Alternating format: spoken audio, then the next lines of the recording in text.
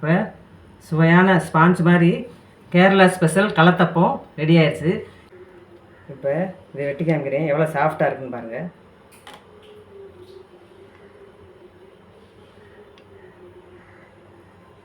நல்ல சாஃப்டாக இருக்குது கேரளா ஸ்பெஷல் கலத்தப்பம்.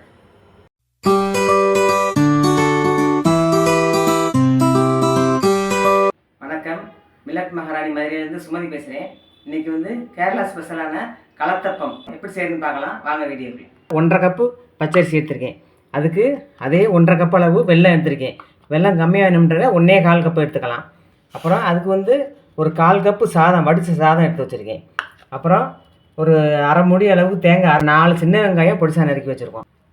பச்சரிசியை முதல்ல மிக்ஸி ஜாரில் மாற்றிட்டு அதை அரைச்சிக்கிறோம். கொஞ்சம் லேசாக அதை சுற்றியாச்சு. அதுலேயே இந்த வடித்த சாதம் இருக்குல்ல, அது 1/4 கப்பு அதுவும் போட்டுட்டு அதுக்கு ஒரு கப் அளவுக்கு தண்ணி ஊற்றிக்கிறேன். தண்ணி ஊற்றிட்டு இதை நல்லா நைஸாக அரைச்சிடணும். சாதமும் பச்சரிசியும் நல்லா அலுவலுன்னு அரைச்சாச்சு.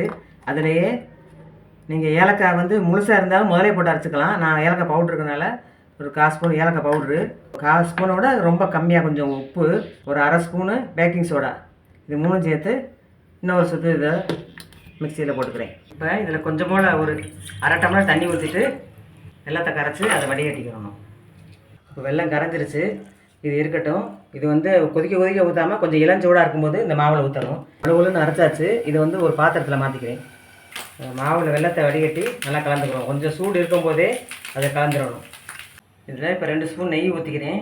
ஊற்றிட்டு ஃபஸ்ட்டு இந்த தேங்காயை போட்டுக்குவோம். இப்போ தேங்காய் கொஞ்சம் பாதி வறுபட்டுருக்கு. இதுலேயே இந்த சின்ன வெங்காயம் பொடிசா நறுக்கினதையும் சேர்த்துக்கிறேன். இது நல்லா கோல்டன் ப்ரௌனாக நல்லா மாறணும், கலர் மாறணும். தேங்காய் தடவுன ஒரு பாத்திரம் வச்சுருக்கேன்.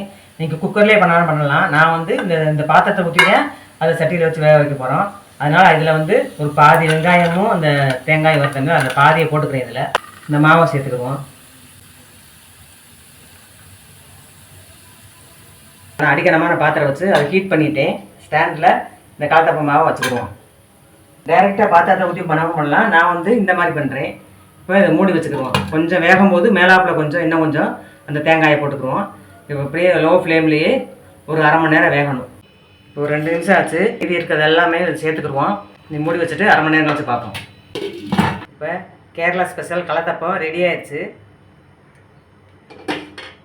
இப்போ இதை அப்படியே கவுத்துக்குருவோம்.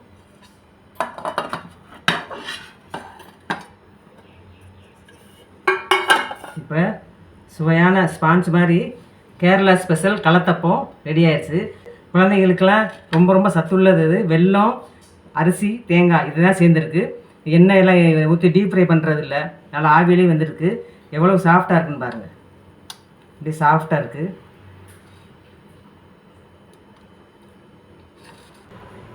இப்போ இந்த கலத்தப்பத்தை டேஸ்ட் பண்ணி காமிப்பாங்க.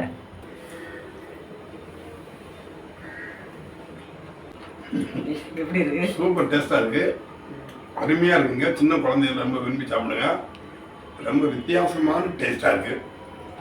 செஞ்சு பார்த்துட்டு எங்கள் சேனலுக்கு சப்ஸ்கிரைப் பண்ணுங்கள். கேரளா ஸ்பெஷல் கலத்தப்பம் இதே மாதிரி நீங்கள் செஞ்சு பாருங்கள். இந்த வீடியோ உங்களுக்கு பிடிச்சிருந்துச்சுன்னா லைக் பண்ணுங்கள், ஷேர் பண்ணுங்கள், சப்ஸ்கிரைப் பண்ணிக்கோங்க. அடுத்து ஒரு இன்ட்ரெஸ்டிங்கான ரெசிபியோடு சந்திக்கிறேன். நன்றி, வணக்கம்.